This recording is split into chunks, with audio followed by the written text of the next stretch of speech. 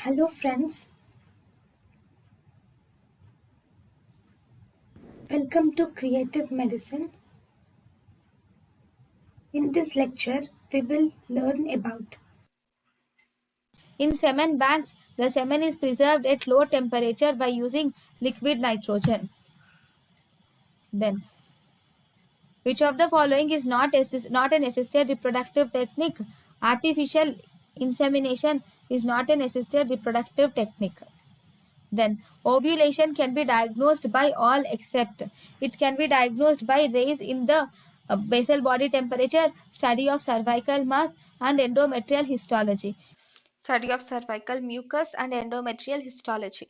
It is not diagnosed by measuring the day 14 serum progesterone. Actually, serum progesterone is measured on day 8 and day 21 to show the raise. But serum progesterone is measured on day 8 after ovulation or day 22 of the menstrual cycle, not on day 14.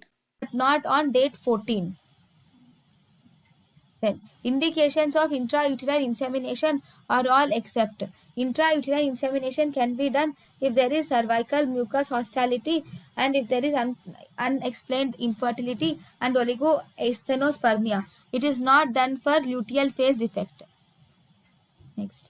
In which case homologous artificial insemination is used in females?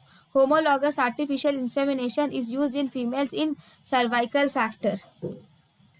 Artificial insemination with husband semen is indicated in if there is oligospermia, impotency or anti-sperm antibodies in cervical mucosa. In these cases, artificial insemination is indicated, but it is not indicated in azoospermia. Next, major contribution of human seminal fluid is by seminal vesicles. Then, absent fructose content in the seminal fluid suggests congenital absence of seminal vesicle, or it suggests partial duct obstruction.